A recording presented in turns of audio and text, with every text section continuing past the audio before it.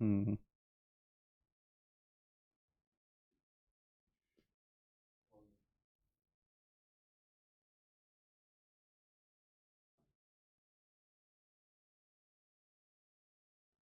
Hello friends, कैसा सब लोग। तो फ्रेंड्स, आज की वीडियो के अंदर बात करेंगे आपके बड़े महत्वपूर्ण टॉपिक की, जहां से क्वेश्चन आपके एग्जाम में जरूर पूछा जाता है। खासकर सीडीपी में तो यहां से आपका क्वेश्चन आना ही आना है। ठीक, देखिए जिस टॉपिक की आज मैं बात करने वाला हूं वो टॉपिक आज है आपका पांचवा, और टॉपिक का नाम है आपका बुद्धि यानी इंटेलिजेंस। तो इंटेलिजेंस अपने आप में एक बहुत बड़ा चैप्टर होता है, लेकिन अगर बात करूं आपके सीटेट के एग्जाम में तो यहां से लिमिटेड चीज आपके एग्जाम में पूछी जाती है। जैसे बुद्धि क्या होता है, ठीक है, बुद्धि को किस तरीके से हम यूज कर सकते हैं। उसके अलावा बुद्धि में जो सबसे महत्वपूर्ण थ्योरी पूछी जाती है, हार्वर्ड गार्डनर का बहुबुद्धि सिद्धांत, multiple intelligence theory by Harvard gardener, उसके बारे में एग्जामिनर पूछ लेता है। त्रिघटकीय सिद्धांत के बारे में पूछ लेता है, ठीक है। लेकिन सबसे ज्यादा हार्वर्ड गार्डनर आपका पूछा जाता है। मेरे ख्याल से हार्वर्ड गार्डनर साहब ऐसे है, पिछले ऑनलाइन शिफ्ट में जितनी भी शिफ्ट हुई थी लगभग सभी शिफ्ट में वहां से क्वेश्चन पूछा गया था। और इससे पहले जो ऑफलाइन पेपर होता था तो वहां पर भी हार्वर्ड गार्डनर से संबंधित आपके एग्जाम में जरूर आते थे। तो इन सभी पॉइंट के बारे में आज मैं डिटेल में आपको बताऊंगा बुद्धि वाले चैप्टर के अंदर। तो आज देखते जाना, आज आपका बुद्धि का चैप्टर कंप्लीट हो जाएगा, ठीक है। और जो लोग नए आए हैं वो चैनल को सब्सक्राइब कर लेना, क्योंकि जितनी क्लासेस मैंने अपने यूट्यूब चैनल पर चला रखी है, अलग अलग सब्जेक्ट की आप लोगों को करा रहा हूं, तो आप लोग चैनल को सब्सक्राइब कर लेना। अपने दोस्त यार को आप लोग बता दिया करो कि सचिन सर के चैनल पर क्लास चालू है, तो वो भी आप लोगों के साथ जुड़ जाएंगे, ठीक है। और वीडियो को लाइक एंड शेयर बिना कहे आप लोग कर दिया करो यार, मेरी आदत नहीं होती है कहने की बार बार। तो चलिए अब शुरुआत कर लेते हैं आपके बुद्धि के चैप्टर के बारे में। ठीक जी, मैं ठीक हूं, आई होप आप लोग सब ठीक होंगे। गुड इवनिंग सभी को, ठीक है। हाँ, लव यू सभी को, ठीक है। चलिए अब करते हैं टॉपिक की स्टार्ट अपने। देखिए सबसे पहले बात करते हैं बुद्धि के बारे में। अब आप लोगों को एक बात जाननी पहले जरूरी है, ध्यान से सुनना। जैसे जो आपका सीटेट का एग्जाम होता है और जो बाकी के आपके टेट के एग्जाम होते हैं, लाइक आपका यूपी टेट हुआ, उत्तराखंड टेट हुआ, कोई भी टेट हुआ, तो सीटेट में आपके बहुत अलग तरीके के क्वेश्चन पूछे जाते हैं। मैंने कहा बुद्धि से क्वेश्चन पूछ लिया, हार्वर्ड गार्डनर से आपका क्वेश्चन पूछा जाता है, या त्रिघटकीय सिद्धांत से पूछ लिया। लेकिन जो टेट के एग्जाम होते हैं उसमें बुद्धि के जो प्राचीन चीज होती है, प्राचीन जो सिद्धांत होते हैं, मनोवैज्ञानिक होते हैं, वहां से आपके एग्जाम में क्वेश्चन पूछे गए हैं। तो आपको वो चीजें नहीं पढ़नी, वो आपके टेट के एग्जाम में आती है। जितनी चीजें आज की वीडियो के अंदर मैं आपको बता रहा हूं, यहां से क्वेश्चन आपके सीटेट के एग्जाम में आएंगे। जब आप लोग आज की वीडियो को खत्म कर दोगे तो प्रीवियस ईयर के क्वेश्चन लगा देना, जो मैंने अपने नोट्स आपको दे रखे हैं उसके अंदर प्रीवियस ईयर के क्वेश्चन है सभी, तो उनको लगाकर देखना, सभी का आंसर आप लोग दे दोगे, ठीक। देखिए सबसे पहले बुद्धि के बारे में हम बात करते हैं। आप सभी को पता है बुद्धि क्या होती है, आपके अंदर भी बुद्धि है, मेरे अंदर भी बुद्धि है, सभी के अंदर बुद्धि होती है, ठीक है। तो बुद्धि, सबसे पहले इसके बारे में अगर मैं पॉइंट के ऊपर बात करूं तो बुद्धि एक व्यक्ति की मानसिक क्षमता होती है, जिससे वह क्या काम करता है, जिससे वह तर्क करता है। देखिए हम लोग चाहे कोई भी हो, हम लोग तर्क वितर्क किसके माध्यम से करते हैं, बुद्धि के माध्यम से करते हैं। जैसे हमें तर्क करना है यार, सीटेट के एग्जाम में 140 प्लस नंबर लेकर आने हैं, तो किस तरीके से लेकर आएंगे, ठीक है। तो इसके ऊपर आप लोग तर्क करोगे, कोई वितर्क भी करेगा, नहीं यार 140 नहीं आ सकते, ठीक।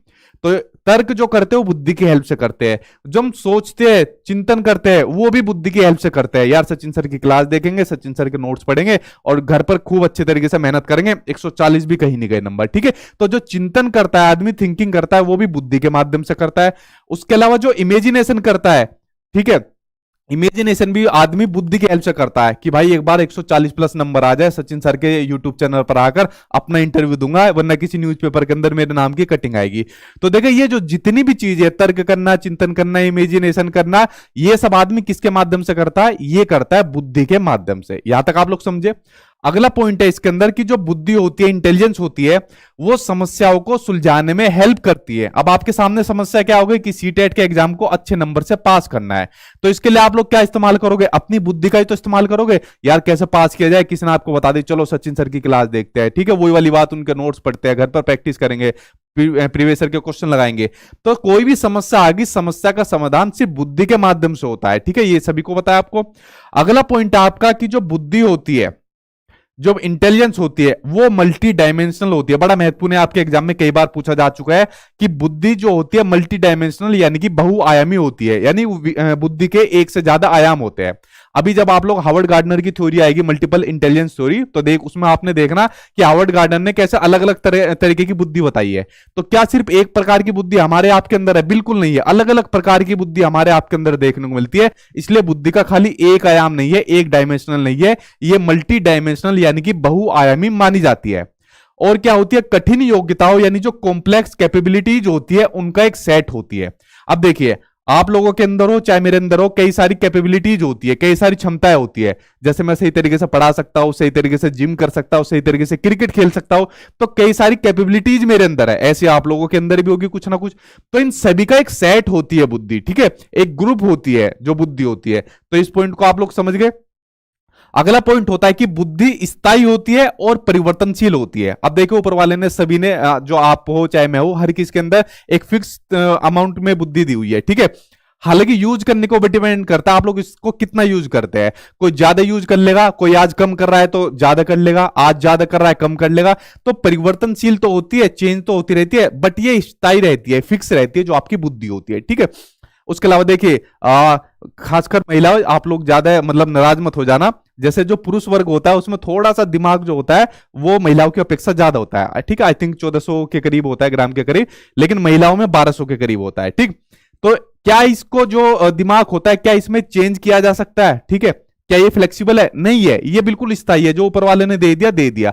अब इसके अंदर बुद्धि का हम लोग अपना चेंज कर सकते हैं, परिवर्तन कर सकते हैं, ठीक है। अच्छा परिवर्तन दे दिया, अच्छे तरीके से ट्रेनिंग दे दी, तो इसलिए बुद्धि एक स्थायी है और साथ में परिवर्तनशील होती है। अगला पॉइंट आपको दिया हुआ है कि बुद्धि अनुकूलन यानी कि एडेप्टेशन स्थापित करने में सहायता करती है। एडेप्टेशन में मतलब एनवायरनमेंट के अकॉर्डिंग अपने आप को ढालना। अब एनवायरनमेंट किस चीज का चल रहा है, माहौल किस चीज का चल रहा है, सीटेट का चल रहा है कि सीटेट के एग्जाम में अच्छे नंबर से पास होना है, तो इसके एनवायरनमेंट में आपको अपने आप को स्थापित करना है। तो इसमें स्थापित करने में कौन हेल्प करेगा? इसमें स्थापित करने में आपकी बुद्धि हेल्प करेगी। यार सीटेट में कैसे अच्छे नंबर से पास हो जाएगा, फिर वही सब चीज आ जाएगी जो जो मैंने ऊपर बताई आपको, ठीक है। उसके अलावा अगला पॉइंट आपको दिया हुआ है कि बुद्धि जो होती है वो आनुवांशिक और पर्यावरणीय, यानी आपकी हेरिडिटी और एनवायरनमेंट, इन दोनों की जटिल प्रक्रियाओं का योग होती है। अब देखिए, ध्यान से समझना मेरी बात को। आप लोगों के अंदर बुद्धि हो, मेरे अंदर बुद्धि हो, ठीक, लेकिन हमारे जेनेटिक्स का बहुत असर पड़ता है, हेरिडिटी यानी आनुवंशिकता का बहुत असर पड़ता है हमारी बुद्धि के अंदर। जैसे हमारे जो माता पिता हो गए या दादा दादी हो गई, तो हेरिडिटी क्या होती है? जो जीन्स हमारे पेरेंट्स के माता पिता दादा दादी के थ्रू हमारे अंदर आते हैं, वही तो हेरिडिटी होती है। अब मान लीजिए हमारे माता का, पिता का, दादा दादी का सोचने का तरीका, तर्क करने का जो तरीका है वो हमारे अंदर भी आ गया, नो डाउट ऐसा आ सकता है, यही तो आनुवंशिकता होती है। लेकिन अगर उसके साथ में उसको एनवायरनमेंट सही तरीके से नहीं मिला तो समझिए वो पर्यावरण के अकॉर्डिंग अपने आप को स्थापित नहीं कर पाएगा, या सक्सेसफुल आदमी नहीं बन पाएगा, ठीक है। तो इन दोनों का ही होना बहुत ज्यादा जरूरी है, बुद्धि, और ये दोनों किसकी हेल्प से होता है? बुद्धि के द्वारा होती है। अब मान लीजिए कोई डॉक्टर है, तो डॉक्टर की बुद्धि बहुत ज्यादा, इंटेलिजेंस बहुत ज्यादा हाई है। अब ऐसा हो सकता है हेरिडिटी के द्वारा उसका बच्चा भी इंटेलिजेंट मिलेगा, बट उसको एनवायरनमेंट सही नहीं मिला, ठीक है, उसको बिगड़े हुए बच्चों का एनवायरनमेंट मिल गया, तो क्या उसकी बुद्धि बढ़ पाएगी? नहीं बढ़ पाएगी। तो इसलिए बुद्धि के लिए हेरिडिटी और एनवायरनमेंट दोनों का ही होना जरूरी है, दोनों का ही परिणाम होती है। अच्छा, जितने भी पॉइंट आपके सामने स्क्रीन पर लिखे हुए ना, इन सभी के ऊपर लगा लेना, वेरी वेरी इंपॉर्टेंट लगा लेना। जब आप लोग सीटेट के प्रीवियस ईयर के पेपर सोल्व करोगे तो यहां से क्वेश्चन आपके एग्जाम में आना है। ये चीज आपके एग्जाम में पूछी जाती है सीटेट के एग्जाम में, जो मैंने सामने आपको अपनी स्क्रीन में बताई हुई है, ठीक है। तो सीटेट का पैटर्न बड़ा अलग होता है, तो आपको अलग तरीके की चीज देखने को मिलती है। तो बुद्धि के बारे में जितनी जानकारी होनी चाहिए जो आपके एग्जाम से संबंधित होती है, वो मैंने आपके सामने यहां पर बता दी, ठीक। यहां तक आपको समझ में आ गया? चलिए अब आगे बढ़ते हैं। अब बढ़ते हैं आईक्यू के ऊपर, बढ़ते हैं जो बुद्धि लब्धि का जो फॉर्मूला है उसकी तरफ बढ़ते हैं। अब देखिए, मैंने कहा अब बुद्धि से संबंधित आपको पास्ट में नहीं जाना, किस मनोवैज्ञानिक ने सबसे पहले एक्सपेरिमेंट करा, किसने संशोधित करा, किसने क्या कुछ करा, ठीक है, ये सब चीज आपके एग्जाम में नहीं आती। अब आईक्यू से संबंधित भी क्वेश्चन आपके एग्जाम में कैसा आता है? जैसे आईक्यू पता है आपका जो बुद्धि लब्धि होता है, तो इसमें थोड़ी सी बेसिक डिटेल है कि 1916 में टर्मन ने बुद्धि लब्धि का संशोधित सूत्र दिया। पहले सूत्र आया था खाली आईक्यू का जो आया था, लेकिन उसको मॉडिफाई करा था 1916 में आपके टर्मन ने। तो वो क्या फॉर्मूला था आईक्यू का? फॉर्मूला, आईक्यू निकालने का फॉर्मूला था कि MA अपॉन CA इंटू 100, यानी mental as upon chronological age into 100। ये आईक्यू का फॉर्मूला होता है। इसके द्वारा किसी भी बच्चे की जो बुद्धि लब्धांक होता है उसको निकाला जाता है। जितना भी आईक्यू निकल कर आ जाएगा उससे हम उसको डिफाइन कर सकते हैं कि बच्चा एवरेज बुद्धि का है, बच्चा जड़ बुद्धि का है, बच्चा प्रतिभाशाली बच्चा है। इसको हम आईक्यू के द्वारा डिफाइन कर सकते हैं। तो आपके सीटेट के एग्जाम में ये काफी पूछा भी जाता है कि आईक्यू निकालने का जैसे फॉर्मूला होता है, बट मुझे लास्ट जो ऑनलाइन पेपर हुआ था दिसंबर में, सीटेट का ऑनलाइन हुआ था, उसमें मुझे ऐसा क्वेश्चन नहीं मिला न्यूमेरिकल वाला। लेकिन आपको पता होना चाहिए, जब भी आपसे आईक्यू निकालने के लिए कहे तो आपको या तो मेंटल एज दी हुई होगी, ये आपको क्रोनोलॉजिकल एज दी होगी, इसको अपोन में करके काट देना, आपका आईक्यू निकल कर आ जाएगा। या मेंटल एज अगर आपसे पूछ ले तो आपको ये दोनों चीज दी होगी, आईक्यू और आपको ये दी होगी, तो इसको निकाल के आप लोग पूछ लेना, ठीक। अब यहां से चीज आपके सीटेट के एग्जाम के पॉइंट ऑफ व्यू से ये आती है कि आईक्यू जो होता है, जो बुद्धि लब्धांक निकाला जाता है, ठीक है, इसके बेस पर हम बच्चों को वर्गीकृत नहीं करना चाहिए, ठीक है, उनका क्लासिफिकेशन नहीं करना चाहिए कि भाई तू तो जड़ बुद्धि का, तुम अलग हो जाओ, तुम प्रतिभाशाली बुद्धि का, तुम अलग हो जाओ। ऐसा काम नहीं करना चाहिए। क्योंकि ऐसा क्यों? जो आईक्यू होता है ये फिक्स नहीं रहता। आईक्यू क्या रहता है? फिक्स नहीं रहता। मान लीजिए आज आपका आईक्यू 90 आ रहा है, तो जरूरी नहीं है आगे भी 90 आएगा। क्या पता आपने बहुत ज्यादा प्रैक्टिस करी, ठीक है, बहुत ज्यादा आपने एनवायरनमेंट में चेंज करा, तो आपका आईक्यू बढ़ भी सकता है। इसलिए जो आपका फिक्स नहीं रहता, ठीक। तो आईक्यू से संबंधित पॉइंट आपके क्लियर हुए कि एक तो आईक्यू का फॉर्मूला आपको पता होना चाहिए, और दूसरा बच्चों को आपको वर्गीकृत नहीं करना चाहिए। अब देखिए, अब मान लीजिए आईक्यू के अंदर जितने भी डिजिट निकल कर आ जाएगी, जितना आईक्यू निकल कर आ जाएगा, उसको यहां पर बताया गया है कि अगर किसी का आईक्यू इतना है तो उसको क्या कहा जाएगा, किसी का इतना है तो किसको क्या कहा जाएगा। अब आप लोग जितने वीडियो देख रहे हो ध्यान से सुनना, आप लोगों का आईक्यू निकालूंगा, देखना, ठीक है। अगर किसी का आईक्यू 25 से कम है तो उसको जड़ बुद्धि कहा जाता है। अगर 25 से 49 है तो उसको मूढ़ बुद्धि कहा जाता है। 50 से 69 है तो मूर्ख बुद्धि कहा जाता है। 70 से 79 है तो उसको मंद बुद्धि कहा जाता है। और 80 से 89 है तो सामान्य बुद्धि से नीचे कहा जाता है। और 90 से 109, ठीक है, 109 वाली बुद्धि, ये इंपॉर्टेंट है, सबसे ज्यादा पेपर में यही पूछी जाती है। जिसका आईक्यू लेवल 90 से 109 के बीच में, उसको सामान्य बुद्धि यानी कि एवरेज इंटेलिजेंस कहा जाता है। जैसे सीटेट के एग्जाम में आपको पास होने के लिए कितने नंबर चाहिए? 150 में से 90 नंबर चाहिए। और ज्यादातर जो देखने को मिलता है वो एवरेज आईक्यू वाले बच्चे ज्यादा देखने को मिलते हैं, ठीक है। तो एवरेज आईक्यू आपको देखने को मिलेगा 90 वाला, सीटेट पर 90 वाला पास, तो समझ लो एवरेज आईक्यू वाला बच्चा है। अब मान लीजिए कोई बच्चा 110 से 119 के बीच में लेकर आ रहा है, तो वो सामान्य बुद्धि से ऊपर है। अगर कोई बच्चा 120 से 29 लेकर आ रहा है तो तेज बुद्धि का है। 130 से 39 वाला प्रखर बुद्धि का है। और 140 वाला सीटेट के एग्जाम में, किसी भी टेट एग्जाम में सबसे ज्यादा है। एक तो आपका सामान्य बुद्धि यानी एवरेज वाला पूछा जाता है, और एक आपका 140 से ऊपर वाला पूछा जाता है। ये दो ज्यादा पूछे जाते हैं। अगर किसी का आईक्यू लेवल 140 प्लस का है तो उसको गिफ्टेड स्टूडेंट्स यानी कि प्रतिभाशाली बच्चे हम कहेंगे। यानी अगर सीटेट में कोई बच्चा 140 प्लस लेकर आ गया तो समझ लो गिफ्टेड स्टूडेंट्स, आगे किसी भी जॉब के अंदर वो अपना सिलेक्शन जरूर लेकर जाएगा, या कुछ ना कुछ लाइफ के अंदर ऐसा जरूर करेगा, ठीक है। तो यहां तक आपको ये आईक्यू की पूरी टेबल को मैंने डिफाइन कर दिया, ठीक। तो ये आईक्यू की टेबल थी, मैंने आपको बता दिया अगर किसी का आईक्यू कितना है तो उसको क्या कहेंगे, ठीक। अब आप लोग मुझे बताओ, देखकर आप लोग इसमें किस कैटेगरी के अंदर आते हो, आप लोग खुद बताओ। कुछ बच्चे कहते हैं सर एक बार में पास हो जाओ, बस सीटेट पास करवा दो। अगर पास हो जाओगे तो आपकी एवरेज इंटेलिजेंस है, आगे जॉब के अंदर आप नहीं बैठ पाओगे, दूसरे बच्चे आपको उड़ा देंगे, कहीं भी नहीं छोड़ेंगे, ठीक है। तो इसलिए आपको अपना आईक्यू लेवल कैसे करना है? एवरेज से ऊपर करना है, दूसरे बच्चों को पछाड़ना है, तब जाकर अपना जॉब लेना है, सिलेक्शन लेना है। तो अपना आईक्यू लेवल बढ़ाओ, ठीक है, ज्यादा ज्यादा प्रैक्टिस करो, पढ़ो जितना हो सके। खाली 90 नंबर लाने से कुछ बात आपकी नहीं बनने वाली, ठीक है। इसलिए मैं कभी पास की तैयारी नहीं करा था, वरना हर साल मानकर चलिए लाखों बच्चे पास होते हैं, ठीक है। लेकिन मैं हमेशा, ज्यादातर जो मेरे मुंह से तैयारी निकलेगी वो 120, 30 या 140 निकलेगी, ठीक। तो आपको भी अपना इस तरीके से मेंटेलिटी को बनाए रखना है। अब देखिए यहां पर मैंने, ये टॉपिक वैसे अलग था, ये टॉपिक बुद्धि से अलग था, जो ये वाला टॉपिक है प्रतिभाशाली जो बच्चे होते हैं, गिफ्टेड स्टूडेंट्स होते हैं, बट मैंने इसको बुद्धि वाले चैप्टर के अंदर ऐड कर दिया, ठीक। अभी छोटे से टॉपिक के ऊपर मैं अलग से क्या वीडियो बनाता, मैंने सोचा बुद्धि वाले चैप्टर में ऐड कर देता हूं।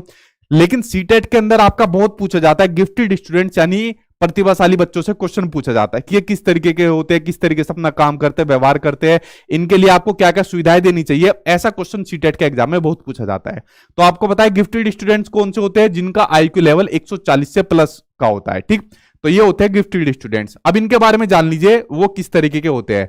जैसे आपने वो देखी थी मूवी, कौन सी थी वो, 3 इडियट, उसके अंदर आमिर खान थे जो रणछोड़ दास बने थे, तो उसी तरीके का प्रतिभाशाली बच्चा समझिए, ठीक। देखिए जो प्रतिभाशाली बच्चे होते हैं अपने डिसीजन में इंडिपेंडेंट यानी कि आत्मनिर्भर होते हैं। ये बच्चे अपने माँ बाप, ये नहीं है कि माँ बाप ने कहा बेटा तुम्हें टीचर बनना है, तुम्हें ये वाला काम करना है, तो उसी काम को करते हैं। इन्होंने जो फैसला लेना होता है अपने खुद पर निर्भर होकर ये फैसला लेते हैं, ठीक है। अपने फैसले में इंडिपेंडेंट होते हैं, आत्मनिर्भर ही होते हैं जो प्रतिभाशाली बच्चे होते हैं। और इनमें सेल्फ एफिकेसी यानी कि आत्म क्षमता पाई जाती है। इनके अंदर ये वाली मेंटेलिटी होती है, यस आई कैन डू, मतलब मैं काम को, किसी भी काम को कर सकता हूं। तो इनके अंदर जो क्षमता पाई जाती है ना, बहुत हाई लेवल की क्षमता पाई जाती है। जैसा आप में से तो बहुत से बच्चे कहते हैं मेरा तो होगा ही नहीं सीटेट पास, पहले हथियार डाल दिए। लेकिन बहुत से बच्चे ऐसे भी मिलते हैं कि मैं सीटेट के एग्जाम को पास करूंगा, बहुत अच्छे नंबर से पास करूंगा, ठीक है। तो कुछ इसी तरीके की सेल्फ एफिकेसी जो आपके गिफ्टेड स्टूडेंट्स होते हैं उनके अंदर पाई जाती है। उसके अलावा क्रिएटिव आइडियाज होते हैं। देखिए जब भी गिफ्टेड स्टूडेंट्स की बात आ जाएगी तो क्रिएटिविटी इनके साथ जरूर देखने को मिलेगी, सृजनात्मकता आपको देखने को मिलेगी। जब आप लोग इनसे बात करोगे तो दूर दूर के क्रिएटिव आइडिया इनके पास देखने को मिलेंगे। जैसे जो आमिर खान थे, कितने क्रिएटिव आइडिया इनके पास थे, ठीक है। कभी इन्होंने कुछ बनाया, कभी उसकी हेल्प करी थी, जो बेचारा मूवी के अंदर कौन था जो मर गया था, ठीक है, अली जफर जो बना था, ठीक। और कभी वो बच्चे को खाली थोड़े से उसको ड्रेस चेंज करके स्कूल के अंदर भेज दिया कि पढ़ने के लिए सिर्फ ड्रेस होनी चाहिए, पैसे नहीं होनी चाहिए। तो बड़ा क्रिएटिव माइंड होता है इनका, जो गिफ्टेड स्टूडेंट्स होते हैं। ये बात आपको समझ में आ गई। उसके अलावा इनमें क्यूरियोसिटी बहुत देखने को मिलती है, जिज्ञासा देखने को मिलती है। हर चीज के पीछे कोशिश करते हैं कि ये क्या होता है, कैसे होता है, क्यों होता है, ठीक है। तो क्यूरियोसिटी वाले बहुत बच्चे होते हैं। गिफ्टेड स्टूडेंट्स जो होते हैं यही वो बच्चे होते हैं जो हमारे आगे चल के हमारे देश का नाम ऊंचा करते हैं, जो हमारे देश का भविष्य बनते हैं, बहुत बड़े साइंटिस्ट बनते हैं, बहुत बड़े मैथमेटिशियन बनते हैं। तो अलग अलग फील्ड के अंदर अपना बहुत बड़ा जो नाम मुकाम हासिल करते हैं वो यही गिफ्टेड स्टूडेंट्स रहते हैं, ठीक है। उसके अलावा इन्हें ऐसे सपोर्ट की यानी सहायता की जरूरत है जो स्कूल के द्वारा इनको नहीं मिल पाता। अब देखिए स्कूल के अंदर जो एजुकेशन दी जाती है, जो करिकुलम बनाया जाता है या जो टेक्स्ट बुक बनाई जाती है, वो लगभग सभी बच्चों की मेंटल एबिलिटी है, उनकी मानसिक क्षमता के अकॉर्डिंग बनाई जाती है कि बच्चों का लेवल इतना है। लेकिन इनका लेवल उन बच्चों से बहुत हाई रहता है। तो इसके लिए इनको अलग से सपोर्ट देने की जरूरत है, अलग से इनको रिसोर्स यानी संसाधन देने की जरूरत है, ठीक है। तो ये काम आपको स्कूल के थ्रू नहीं मिल पाता, इसलिए इनको एडिशनल कुछ चीजें देनी चाहिए। इनका मेंटल जो प्रोसेस होता है वो हाई कैटेगरी का होता है, जो मैंने आपको बताया, जो सोचने की क्षमता होती है वो बहुत हाई कैटेगरी की इनकी होती है। तो प्रतिभाशाली बच्चों से जितने भी पॉइंट सीटेट के एग्जाम से पूछे जाते हैं वो सामने आपकी स्क्रीन पर आ गए हैं। यही क्वेश्चन आपके प्रतिभाशाली यानी गिफ्टेड स्टूडेंट्स आपके पूछे जाते हैं, ठीक है।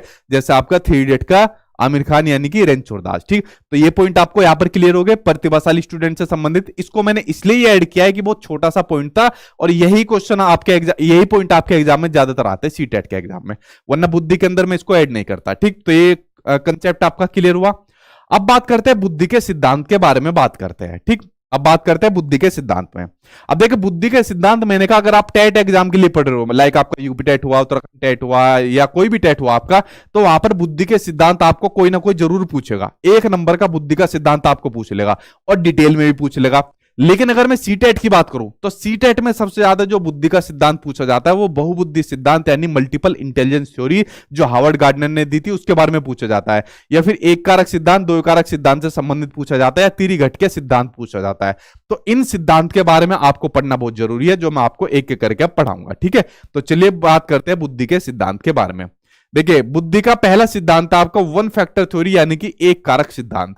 एक कारक सिद्धांत यह कहता है, जिसको प्रतिपादन बिने ने किया था, इन्होंने बताया कि सभी व्यक्तियों में एक ही प्रकार की बुद्धि होती है, चाहे आप लोगों में हो या दुनिया का कोई भी आदमी हो, हम सभी लोगों के अंदर एक तरीके की बुद्धि होती है। क्या ऐसा पॉसिबल है? नहीं पॉसिबल है ऐसा, ठीक है। जो सभी कार्यों के काम करती है, ठीक है, सभी कार्यों में जो कार्य काम करती है, एक बुद्धि के द्वारा सभी सारे काम किए जा सकते हैं। क्या ऐसा पॉसिबल है? बिल्कुल नहीं। मैं खंडन करता हूं, ठीक है, मैं आलोचना करता हूं बिने साहब की। तो बेसिकली ये पॉइंट थ्योरी कहीं लागू नहीं हुई। तो इन्होंने A1 फैक्टर थ्योरी में यही बताया एक कारक सिद्धांत में कि सिर्फ एक बुद्धि होती है जो सभी तरीके के कामों को करने में हेल्प करती है। अब उसके अलावा जो दूसरे मनोवैज्ञानिक आए, जो आपका है चार्ल्स स्पेरमैन। चार्ल्स स्पेरमैन ने कहा नहीं भाई, एक तरीके की बुद्धि नहीं होती, एक कारक सिद्धांत नहीं होता, 2 तरीके की बुद्धि होती है। तो इन्होंने दिया 2 कारक सिद्धांत यानी कि 2 फैक्टर थ्योरी दी। अब इन्होंने क्या कहा, इस कारक को चार्ल्स स्पेरमैन द्वारा दिया गया। उन्होंने बताया कि बुद्धि 2 तत्वों से मिलकर बनी होती है। अब देखिए कौन कौन से तत्वों से, फैक्टर से मिलकर आपकी बुद्धि बनती है, ये जानना जरूरी है। सीटेट के एग्जाम में ये चीज आती है। पहली चीज होती है कि हर व्यक्ति में पहली आपकी सामान्य तत्व यानी जो आपकी जनरल फैक्टर होती है, जनरल एबिलिटी होती है, ये हर व्यक्ति में सामान्य बुद्धि जन्मजात होती है। आपको इसके नाम से पता चल रहा है, जनरल एबिलिटी यानी जो सभी के अंदर मिलती है। और ये क्या होती है? बाय बर्थ हमारे अंदर होती है, जन्मजात होती है, और यह हर किसी में अलग अलग होती है। देखिए अब जैसे उदित नारायण है, उदित नारायण बहुत बड़े सिंगर है। अब इनका जो बेटा है, क्या नाम है इसका, मैं तो इसका नाम ही भूल गया, ठीक है, जो इनका बेटा है ये भी सिंगर है, ये भी गाने गाता है।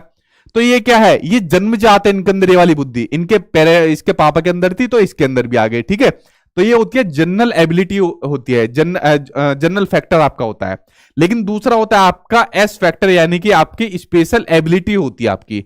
ये क्या होती है? दूसरों से अर्जित कराने वाली बुद्धि होती है। ये जन्मजात नहीं होती, ये प्रैक्टिस के माध्यम से दूसरों को अनुकरण करके या मतलब सीख कर इस बुद्धि को पाया जाता है। अब जैसे लता मंगेशकर जी है, ठीक है, तो लता मंगेशकर जी में ये वाली इंटेलिजेंस कैसा है? इन्होंने खूब ज्यादा प्रैक्टिस करी, ठीक है, खूब ज्यादा मेहनत करी, प्रैक्टिस करी, उसके बाद ये वाली इंटेलिजेंस इनके अंदर आई, ठीक। तो ये आपका हो गई आपकी एस फैक्टर एबिलिटी आपकी।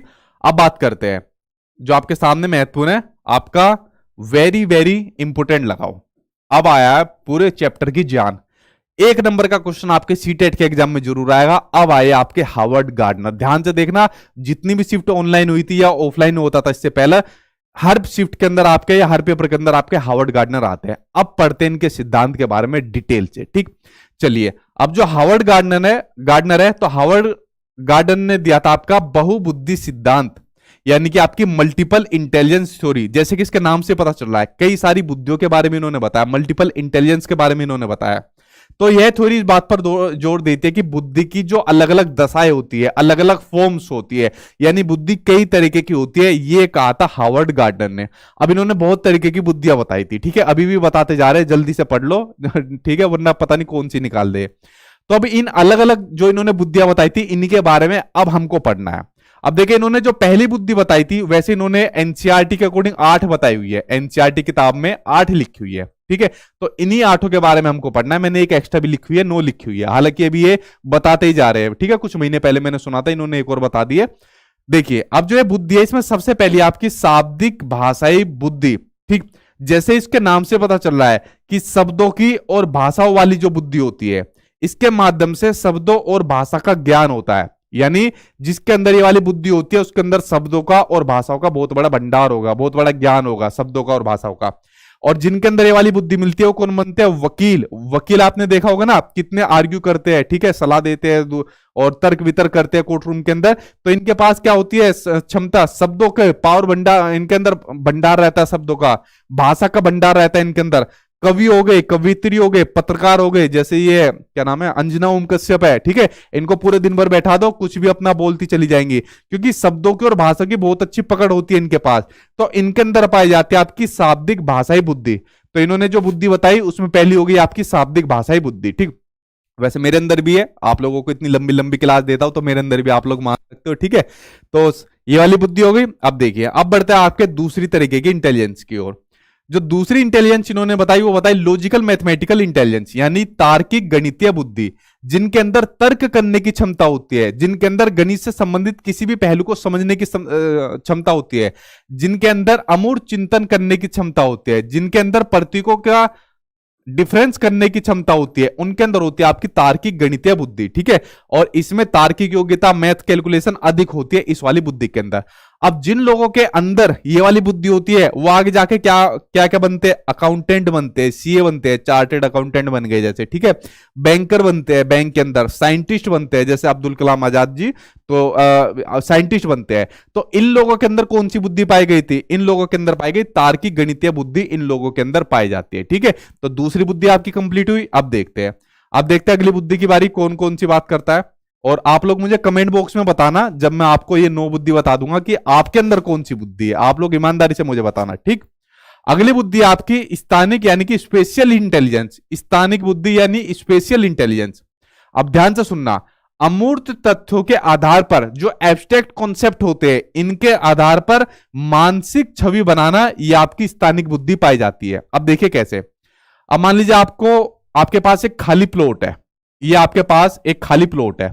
अब इस खाली प्लॉट में आपको मकान बनवाना है, तो आप जाकर मिस्त्री को लेकर आ गए, ठेकेदार को लेकर आ गए कि भाई साहब हमारा मकान बनाना है आपको। ठीक है, ठेकेदार ने कहा ठीक है भाई साहब बन जाएगा। देखो, यहां तो कमरा बना देंगे, यहां हम सीढ़ियां बना देंगे, इधर से हम बाथरूम बना देंगे, इधर से हम थोड़ा इसको खाली छोड़ देंगे, ऊपर एक फ्लोर बनाएंगे, यहां से जीना निकाल देंगे। तो देखो, सारी चीज अपने माइंड के अंदर कैलकुलेशन कर लेता है वो। तो क्या काम कर रहा है वो? जो अमूर्त तथ्य है, एब्स्ट्रैक्ट कॉन्सेप्ट है, जो बता रहा है कि यहां पर कमरा निकालेंगे, यहां पर बाथरूम, यहां पर किचन निकालेंगे, तो अमूर्त तथ्यों के आधार पर वो क्या काम कर रहा है? अपने माइंड में छवि बनाता जा रहा है और पूरे मकान का नक्शा अपने माइंड के अंदर बना देगा। जो ठेकेदार होता है उनके अंदर ये वाली बुद्धि देखने को मिलती है। ठीक है, और उसके अलावा किनके अंदर बुद्धि देखने को मिलती है? मूर्तिकार के अंदर देखने को मिलती है। देखिए, मूर्ति को किस तरीके से बना देंगे, तो मूर्तिकार के अंदर देखने को मिलती है, चित्रकार के अंदर देखने को मिलती है, आर्किटेक्चर के अंदर ये वाली बुद्धि देखने को मिलती है। अच्छा देखो, और बताओ किसके अंदर देखने को मिलती है। अब देखो, जैसे महिलाओं, आप लोग थोड़ा साइड हो जाओ, सिर्फ पुरुष वर्ग से बात होगी अब यहां पर। ठीक है, महिला ये वाला स्टंट नहीं करती है, बहुत ही कम होगी जो करती होगी। आप लोग कितने ऐसे लोग हैं जो बाइक को ऐसे जिगजैग करके चलाते हैं, यूं कट मार मार के? ठीक, आई थिंक सभी ने चलाई होगी, मैंने भी बहुत चलाई थी, ठीक है, कई बार गिर भी गया था, अब तो नहीं चलाता खैर। तो बाइक को ऐसे जिगजैग चलाते हैं, कट मार के चलाते हैं, टेढ़ी करके चलाते हैं। तो बेसिकली वहां पर क्या हो रहा है, जब बाइक चलाते हैं इस तरीके से जिगजैग करके, तो माइंड के अंदर एक जो है पॉइंट बन जाता है कि यहां से इतना कट लेना है, यहां से इतनी जगह है, इतनी जगह में बाइक निकल जाएगी, नहीं निकल जाएगी। तो यहां पर भी क्या काम कर रहे हैं, हमारे माइंड के अंदर अमूर्त तथ्य बन रहे हैं, उनके आधार पर हम फैसला लेते हैं, यार निकल जाएगी गाड़ी में से या नहीं निकल जाएगी। अगर ये चीज नहीं बने तो समझ लो वो फिर किसी ना किसी की गाड़ी के नीचे आएगा, ठीक है, उसकी जीभ बाहर निकल के आ जाएगी।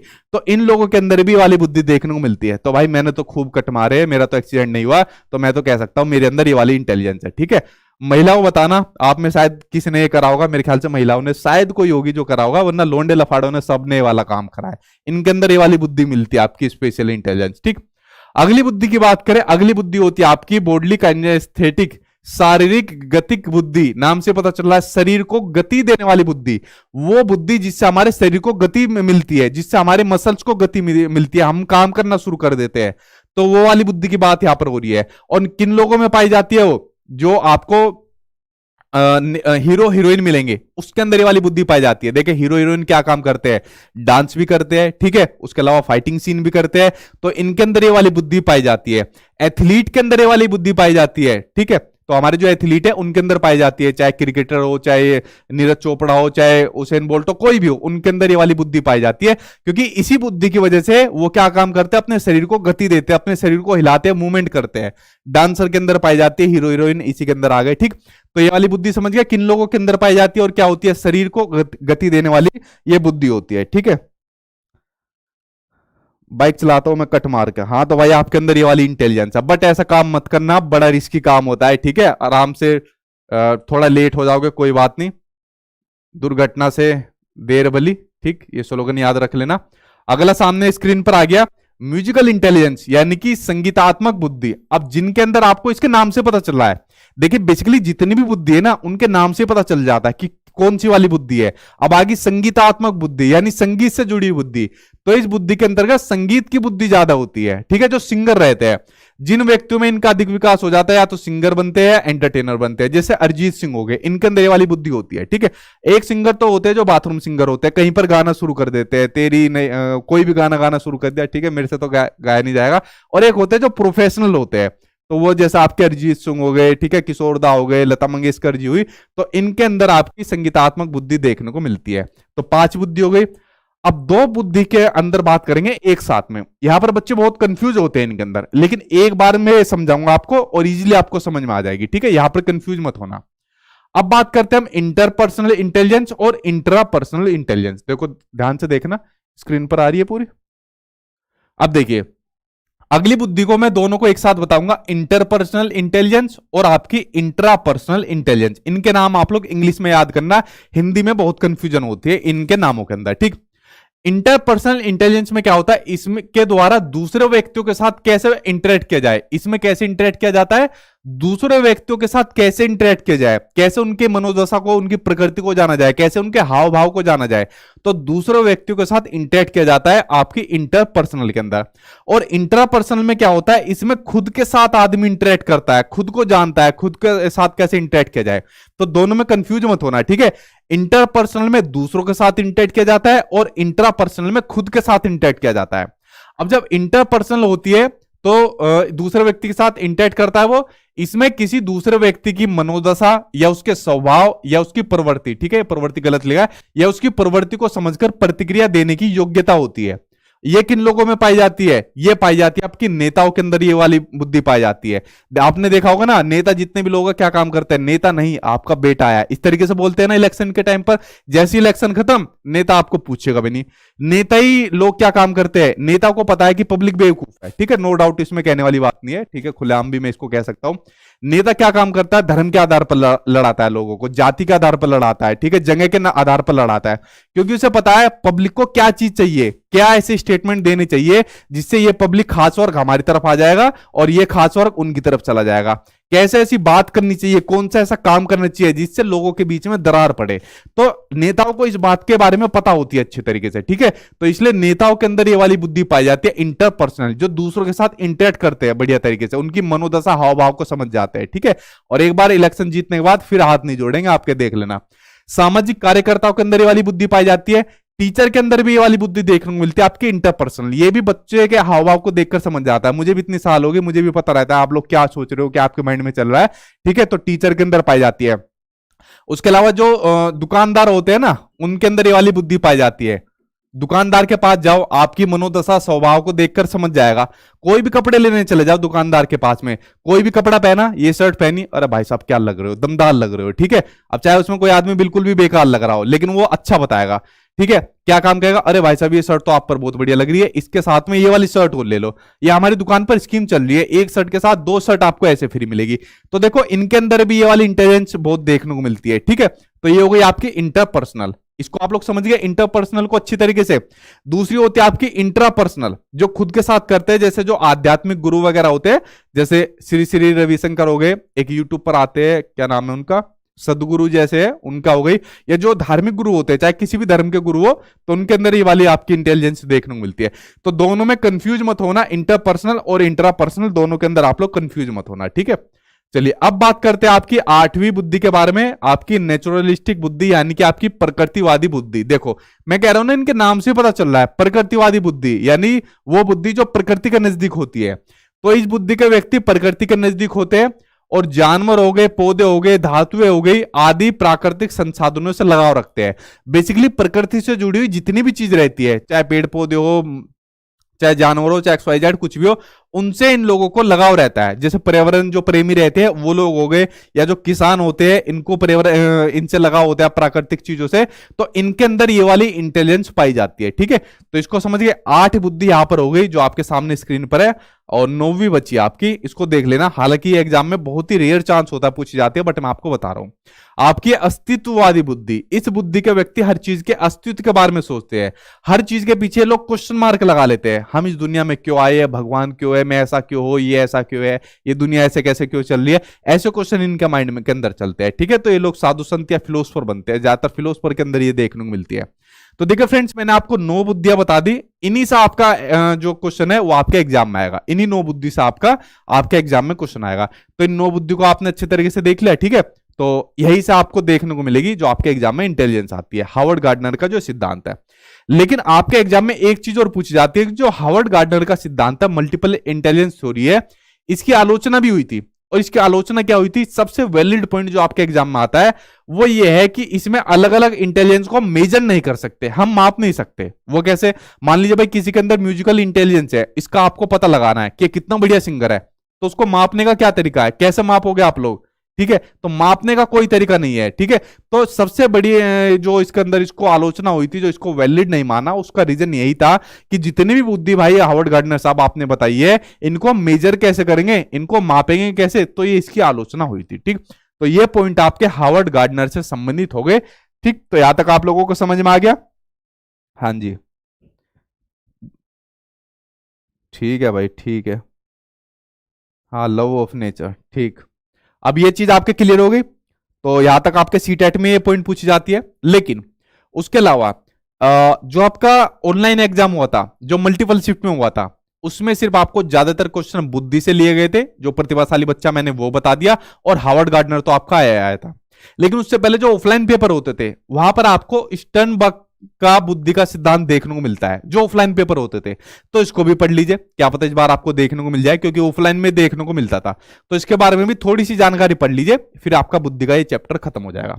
अब देखिए, जो स्टर्नबर्ग थे, इन्होंने बुद्धि को 3 प्रकार में बांट दिया। कितने भागों में, 3 प्रकार के भागों में बांट दिया, त्रिघटिया बुद्धि इन्होंने दी थी, ठीक है।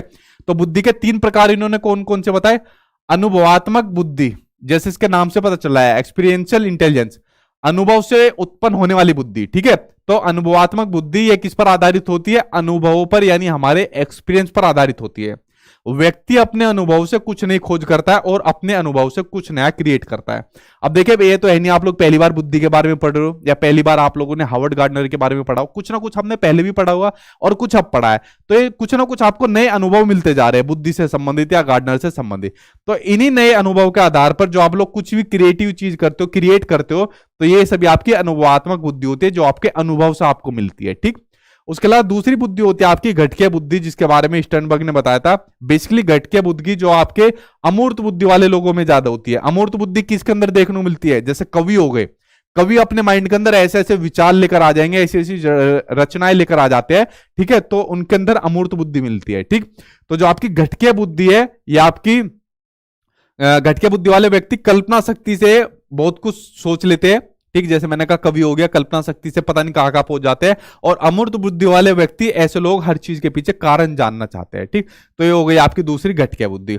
अब बात करते हैं तीसरी बुद्धि की। इन तीनों बुद्धियों में सबसे ज्यादा यही क्वेश्चन आपके एग्जाम में आया, जो सीटेट के एग्जाम में आया, संदर्भात्मक बुद्धि। ठीक, इसमें क्या होता है? संदर्भात्मक बुद्धि, व्यक्ति इसमें सूचनाओं को इस ढंग से उपयोग करने में सफल हो जाता है जिससे उसको अधिक से अधिक लाभ हो सके। ठीक, सूचनाओं को एक संगठित पैटर्न में गठित करता है वो। जैसे मान लीजिए आपके पास सूचना है, सीटेट का एग्जाम को पास करेंगे, ये क्लास के लिए हमने सचिन सर के यूट्यूब पर चैनल पर खोल ली, साथ में सचिन सर के नोट्स निकाल कर रख लिए, अब करते हैं हम प्रैक्टिस। ठीक है, तो एक आप एक संगठित क्रम में यहां पर रख रहे हो। और उसके अलावा इस पूरी बुद्धि की जान है, स्टर्नबर्ग की तीनों बुद्धियों की जान है, ये वर्ड आपका सबसे बड़ा महत्वपूर्ण, कि यह व्यक्ति पर्यावरण के साथ समायोजन रखते हैं। किसके साथ? पर्यावरण के साथ। ठीक है, तो आपको सबसे महत्वपूर्ण चीज ये रखना है आपको पर्यावरण का, कि ऐसी बुद्धि के लोग, व्यक्ति जो होते हैं, पर्यावरण के साथ समायोजन रखते हैं और व्यवहारिक होते हैं। ठीक, तो ये इसके स्टर्नबर्ग की तीन बुद्धि के सिद्धांत थे जो मैंने आपको बता दिए, जो ऑफलाइन पेपर में पूछे जाते थे, तो मुझे लगा यहां पर भी पूछ सकते हैं, तो मैंने अपनी तरफ से बता दी। तो फ्रेंड्स, ये बुद्धि का चैप्टर था, ये पूरा आपका कंप्लीट हो गया। ठीक, मैंने कहा ना बहुत बड़ा चैप्टर होता है, लेकिन आपको पूरा नहीं पढ़ना, क्योंकि पूरा आपको टेट के एग्जाम में पढ़ना होता है। जो आपके टेट के एग्जाम आते हैं या जो टीचिंग के एग्जाम निकलते हैं, जैसे आपका डीएसएसबी हो गया, सुपर टेट हो गया, लेकिन यहां आपको सीटेट में जो चीजें मैंने आपको पढ़ाई है यही पढ़नी है। अब आप लोग सीधा सा एक काम करना, जो मैंने आपको अपने सीटेट के नोट्स दे रखे हैं, उसके अंदर आपको जितने प्रीवियस ईयर के क्वेश्चन दे रखे हैं, वहां पर आप लोग प्रैक्टिस करना, और फिर आप लोग देखना लगभग सबके आंसर आपके सही निकल कर आ जाएंगे। ठीक है, ये वाला आपको एक काम करना है। तो ये चैप्टर आपका खत्म हो गया। अच्छा, मेरा एक क्वेश्चन आप लोगों से है, इसको आपको कमेंट बॉक्स में बताओ, वरना इसको होमवर्क समझ लो। जो इमोशनल इंटेलिजेंस है, जो इमोशनल इंटेलिजेंस है, ये आपकी किस बुद्धि से जुड़ी होती है? बताओ, इमोशनल इंटेलिजेंस किस बुद्धि से जुड़ी हुई होती है? कमेंट बॉक्स में बताओ, वरना होमवर्क करके बताना। ठीक है, और जब आप लोग नोट्स के अंदर प्रीवियस ईयर के क्वेश्चन देखोगे तो आपको समझ में आ जाएगा। तो फ्रेंड्स, ये बुद्धि का चैप्टर आपका कंप्लीट हो गया। अब आपका कुछ क्वेश्चन हो तो आप लोग अपना क्वेश्चन पूछ सकते हो, मैं आपका क्वेश्चन का आंसर अब दे देता हूं। और आई होप आपको वीडियो पसंद आई होगी। पसंद आए तो इसको लाइक कर देना, वीडियो को अपने दोस्त यार के पास शेयर कर देना, और जो लोग नए आए वो चैनल को सब्सक्राइब कर लेना। आप पूछिए क्या क्वेश्चन आपका। बीएड में एडमिशन के बाद कब से सीटेट और टेट दे सकते हैं? अब तो एनसीटी का नया नोटिस आपने आई थिंक पढ़ा नहीं होगा। जैसे आपने अपने टीचिंग ट्रेनिंग कोर्स में एनरोल करा, यानी उसमें एडमिशन लिया, तब से ही आप सीटेट का एग्जाम दे सकते हो। ठीक है, यानी पहले दिन ही एडमिशन करने पर आप लोगों ने अपना कोई भी टीचिंग ट्रेनिंग कोर्स हो, डीएलएड हो, बीएड हो, कुछ भी हो, तो उसमें आप लोग अपना एग्जाम दे सकते हो। और पूछिए क्या क्वेश्चन आपका, किससे जुड़ा हुआ है? सही से बताओ, आप लोग सही नहीं बता रहे हो। और पूछे क्या क्वेश्चन आपका जी। आपकी बुद्धि कौन से? भावात्मक। नोट्स कैसे लेने होंगे? नोट्स ये आप लोग गूगल के ऊपर जाना, गूगल के ऊपर जाकर लिख देना sachinacademy.com, तो इस तरीके से मेरी साइट आ जाएगी। जो भी आपका पेपर हो तो वहां पर आपको पेपर दिए, लॉगिन करके वहां से आप लोग उनको परचेज कर लेना। ठीक है, और किसी भी और बुक के चक्कर में आप लोग इसके सीटेट के लिए मत रहना। ठीक, आप बिहार में सीटेट पास हो जाता है, मैथ्स का भी चलेगा, सब चलेगा, आपकी धीरे धीरे करके आपकी क्लासेस चलती जाएगी। अब मैं डेली लेकर आता हूं। ठीक है, तो डेली चलती है आपकी क्लास। मैंने बता दिया, नोट्स आपको यहां पर मिलेगा। ठीक, और बुक के चक्कर में मत रहना, बार बार मैं इस बात को रिपीट करता हूं। इंट्रापर्सनल में होती है, इमोशनल इंटेलिजेंस इंट्रापर्सनल में होती है। ध्यान से पढ़ना, नोट्स के अंदर आपको आंसर मिल जाएगा किसके अंदर होती है। थोड़ा थोड़ा सही पहुंचे आप लोग। और कोई क्वेश्चन हो तो आप लोग पूछिए जी। एग्जाम कब तक होने का चांस है? यार बताया तो हुआ है उन्होंने ऑफिशियल नोटिफिकेशन के अंदर, आपका एग्जाम दिसंबर में होगा। ठीक है, और मेरे ख्याल से 2 हफ्ते के बाद आपको फॉर्म देखने को मिल जाएंगे, सीटेट के बनना स्टार्ट हो जाएंगे। तो 2 दिसंबर में आपका एग्जाम है। ये क्लास यूपी टेट के लिए भी यूजफुल है, ये क्लास सिर्फ सी टेट के लिए यूजफुल है। अगर इसी क्लास को मुझे टेट के एग्जाम के पर्पज से पढ़ाना होता ना, तो यही क्लास में अभी आधा पौन घंटा और लगने वाला था, बल्कि ज्यादा लग जाता, 1 घंटा और मान के चलिए, क्योंकि बुद्धि बहुत बड़ा चैप्टर है। ये क्लास सिर्फ स्पेशली जो मैं करा रहा हूं वो सीटेट के लिए आपकी है, ठीक है। तो सीटेट के लिए तो मुझे नहीं लगता इससे बाहर आपका कुछ जाएगा, यही चीज यही से आपको अपने एग्जाम में देखने को मिलेगी। लेकिन यूपी टेट में आपकी और चीजें डिटेल में आ जाती है, ठीक। तो मैं अभी सीटेट ही करा रहा हूं। पीडीएफ का प्रिंट हो जाएगा, पीडीएफ का प्रिंट आपका इजीली हो जाएगा, ठीक है। तो पीडीएफ का प्रिंट आप लोग करा सकते हो, जो नोट्स आप डाउनलोड करोगे, साथ में पासवर्ड दिया होता है, उससे आप लोग उनको ओपन भी कर लिया करो। चलिए अब मैं वीडियो को यही स्टॉप करता हूँ, और आई थिंक आपको क्लास पसंद आई होगी। चलिए जल्दी मिलता हूँ आपसे नेक्स्ट क्लास में, जब तक पढ़ते रहना। Thank you.